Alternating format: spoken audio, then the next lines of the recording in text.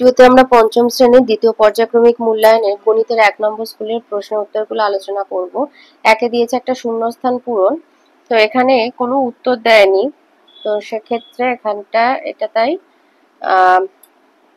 এটা একটু ভুল আছে, এখানে কোনো সংখ্যা কিছু বলে দেয়নি উত্তরের জায়গায়। খতে দিয়েছে শূন্যস্থান পূরণ করো, এটা 11 12, তো 11কে 3 দিয়ে গুণ করলে হয় 33, তাহলে 12কেও 3 দিয়ে গুণ করতে হবে, তাহলে হবে 36। এখানে আছে 60, 12 5 60, তাই 11 5 হবে 55। উপরে আছে 88, মানে 11কে 8 দিয়ে গুণ করলে 88 হয়, তাহলে 8 12 96। গতে দিয়েছে লঘিষ্ঠ আকারে প্রকাশ করা 120/144, তো একেবারেও করতে পারো, তাহলে 144 আর 120 গসাগু বের করে নেবে ভাগ প্রক্রিয়ায়।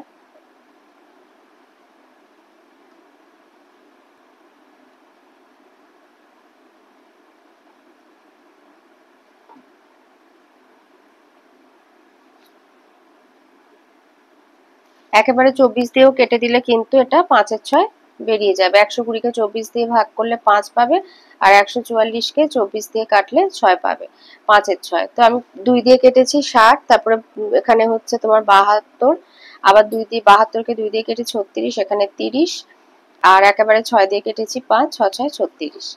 এভাবেও করতে পারো। ঘয়েতে দিয়েছে 3 এর 5 4 এর 25 এর মধ্যে কোনটি ছোট, তো 5 আর 25 এর লসাগু হচ্ছে 25।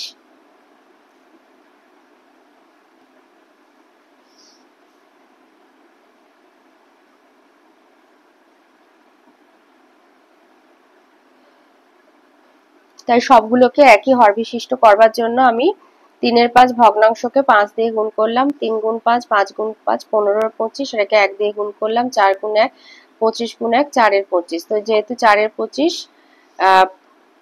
এটা হলো 15 এর 25, এটা 4 এর 25, 4 এর 25 হচ্ছে স্মলার দেন 15 এর 25, অতএব ছোট হচ্ছে 4 এর 25। মতে যোগ করতে বলেছে 1 এর 4 1 এর 8 আর 2 এর 16, তো 4 8 আর 16 লসাগু হচ্ছে 16, তো এর হর যেহেতু 4, 16কে 4 দিয়ে ভাগ করলে হয় 4, তাই 4 1 এ 4, এর হর 8, 16কে 8 দিয়ে ভাগ করলে হয় 2, 2 1 এ 2, আর এটা 16কে 16 দিয়ে ভাগ করলে 1, 1 1 এ 1, 4 আর 2 6 1 এর 7, 7 এর 16। চতে বলেছে চিত্রটির মধ্যে কয়টি ত্রিভুজ আছে তার সংখ্যাটি লেখো 5, এই সব পুরোটা হচ্ছে 1 2 3 4, আর এই মাঝখানে একটা 5। 6তে দিয়েছে 9 এর 7, যেহেতু লব বড় হর ছোট তাই এটা একটি অপ্রকৃত ভগ্নাংশ। বর্গিন জতে দিয়েছে 27 এর 5কে মিশ্র ভগ্নাংশে নিয়ে যাও, তো 27কে 5 দিয়ে ভাগ করলে হবে 5 পূর্ণ 2 এর 5, তার মানে 27কে যদি আমি 5 দিয়ে ভাগ করি তাহলে 5 5 এ 25, তাহলে ভাগশেষ থাকছে 2। এটা হচ্ছে পূর্ণ সংখ্যা, এই 5 হর হবে 5, আর ভাগশেষটা হবে লব। ঝতে বলেছে কোনো বর্গক্ষেত্রের পরিসীমা 40 মিটার হলে বাহুর দৈর্ঘ্য কত হবে, তাহলে পরিসীমাকে 4 দিয়ে ভাগ করে দিলেই বাহুর দৈর্ঘ্য পাবো, তাই 40 ভাজিতক 4 সমান 10 মিটার, বাহুর দৈর্ঘ্য হবে 10 মিটার। ইংতে বলেছে একটি বর্গাকার মাঠে পঞ্চম শ্রেণীর ছাত্রদের বর্গাকারে সাজানো হয়েছে, একটা সারিতে 12 জন ছাত্র দাঁড়িয়েছে, মোট ছাত্র সংখ্যা কত, যেহেতু বর্গাকারে তাই 12 স্কোয়ার করবে, 12 গুণ 12 144 জন, তাহলে মোট ছাত্র সংখ্যা 144 জন। 8 বলেছে 10টি সমান খোপকে 1 ধরলে একটি খোপের মান 1 এর 10 মানে 0.1 অংশ। ঠটি বলেছে 6.30 টাকা মানে 6 টাকা 30 পয়সা। 2 এর কতে দিয়েছে সূক্ষ্মকোণ এবং স্থূলকোণ কাকে বলে। সূক্ষ্মকোণ যে সমস্ত কোণের মান 90 ডিগ্রি অপেক্ষা ক্ষুদ্রতর তাদের সূক্ষ্মকোণ বলা হয়, যেমন 30 ডিগ্রি 45 60 75 ডিগ্রি। আর স্থূলকোণ হচ্ছে এক সমকোণ বা 90 ডিগ্রি অপেক্ষা বৃহত্তর কিন্তু 2 সমকোণ বা 180 ডিগ্রি অপেক্ষা ক্ষুদ্রতর কোণকে বলা হয় স্থূলকোণ, যেমন 120 ডিগ্রি। ফতে দিয়েছে 293 ভাজিতক 1000 সমান কত, তাহলে আমি যদি ভগ্নাংশের আকারে লিখে নিই 293 হবে লব 1000 হর, তাহলে সংখ্যাটা হবে 0.293। আর বলেছে 1.003 কে সামান্য ভগ্নাংশ, সামান্য মানে লব হর বিশিষ্ট ভগ্নাংশ, তো দশমিক বাদ দিয়ে পুরো সংখ্যাটাকে লব করবে, দশমিকটাকে 1 ধরবে, 1 এর ডান দিকে যতগুলো সংখ্যা 1 এর পিঠে ততগুলো শূন্য বসিয়ে হর তৈরি করে নেবে, তো এখানে সেই জন্য হয়েছে 1003/1000। গতে দিয়েছে বড় থেকে ছোট সাজাও, এখানে যেহেতু দশমিকের পরে সবকটাই হচ্ছে 3টে করে সংখ্যা আছে, তো বড় হচ্ছে 0.732, তাই জন্য এটা আলাদা করে কিছু করা হয়নি। সবার হর দেখো 1000ই হবে, তাহলে সবার বড় হচ্ছে 0.732, তার ছোট 0.372, আর সবার ছোট 0.273।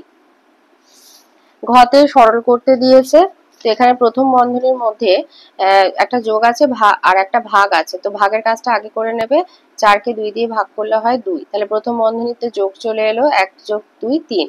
এবার দ্বিতীয় বন্ধনীতেও দুটো কাজ, একটা যোগ একটা ভাগ, ভাগের কাজটা আগে করবে। 3কে 3 দিয়ে ভাগ করলে হয় 1, 1 আর 1 যোগ করলে হয় 2। এবার তৃতীয় বন্ধনীর মধ্যেও দুটো কাজ এসে গেল, যোগ আর ভাগ। 4কে 2 দিয়ে ভাগ করলে হয় 2, 2 আর 1 যোগ করলে 3, 6 ভাগ 3 সমান 2। মতো দিয়েছে 3 পূর্ণ 5-এর 24 বিয়োগ 1 এর মান কত?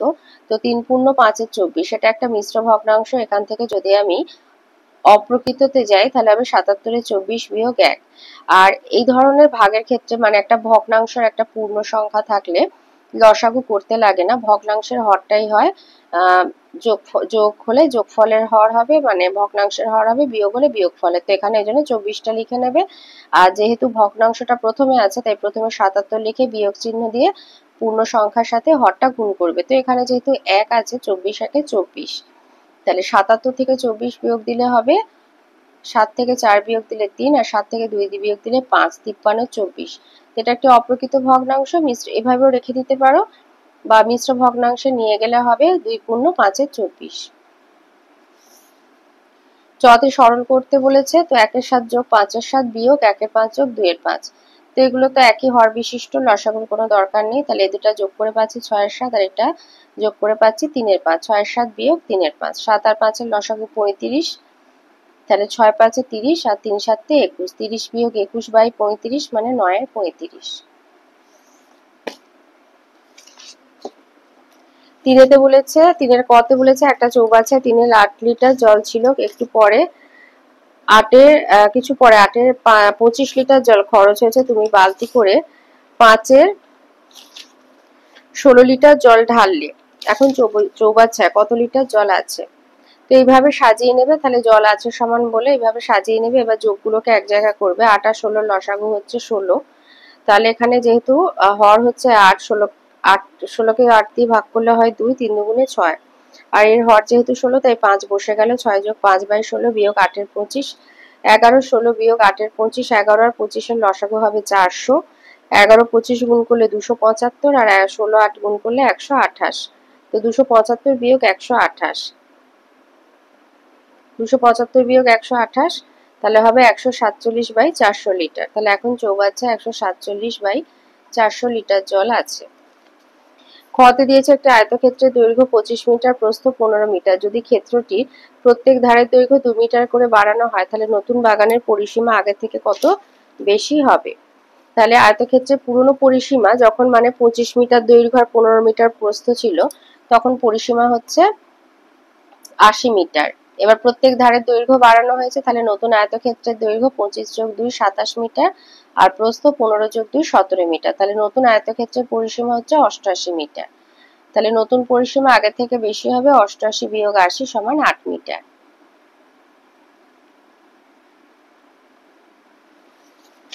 গয়দাকে একটা সরল করতে বলেছে, তো এখানে সরলটা লিখে প্রথম বন্ধনীর মধ্যে ভাগ আছে, 70কে 14 দিয়ে ভাগ করলে হয় 5। তো 90 আর 5 যোগ করে নিলে 95 বিয়োগ 64 হচ্ছে 31। তো 36 বিয়োগ 31 সমান 5, 5 দুগুণে 70, 720 বিয়োগ 70, 14 5-এ 70 হয় 650। এটা একটা। আর একটা হতে পারে 720 বিয়োগ, এখানে 31 আর 14 গুণ করে নিলে 434। এবার বন্ধনী থেকে বার করলে, তো বীজগাণিতিকের নিয়ম অনুযায়ী বাইরে বিয়োগ থাকলে ভেতরের চিহ্নগুলো পাল্টে যায়। তো 36-এর আগে কোনো চিহ্ন নেই মানে যোগ, যেহেতু বাইরে বিয়োগ আছে তো 36টা বাইরে বেরোলে বিয়োগ হয়ে যাবে, আর এর আগে 434-এর আগে যেহেতু বিয়োগ আছে বাইরে বেরিয়েতে যোগ হয়ে গেছে। তো 720 আর 434 যোগ করলে 11,154 বিয়োগ 36 সমান 11,118। তো এটাই হচ্ছে কোশ্চেন ব্যাংকে দেয়া আছে, কিন্তু তোমাদের বীজগাণিতিকের এই নিয়মটা এখনো তোমাদের শেখায়নি। তো সেই জন্য আমি এইভাবে করলাম, দুটো রাখলাম অপশন, যেটা তোমাদের ঠিক মনে হবে অবশ্যই করবে। ঘতে দিয়েছে 14.09 মিটার লম্বা বাঁশের 4.2 মিটার কাদায় আর 3.01 মিটার জলে আছে। জল ও কাদায় মোট কতটা ডুবে আছে আর জল কাদার ওপরে কত মিটার বাঁশ আছে। তাহলে মোট বাঁশের দৈর্ঘ্য দিয়ে দিয়েছে 14.09 মিটার, তাহলে জল কাদায় ডুবে আছে 4.2 আর 3.01 যোগ করবে 7.21। তাহলে জল কাদার ওপরে আছে 14.09 থেকে 7.21 বিয়োগ দেবে, জল কাদার ওপরে আছে 6.88 মিটার।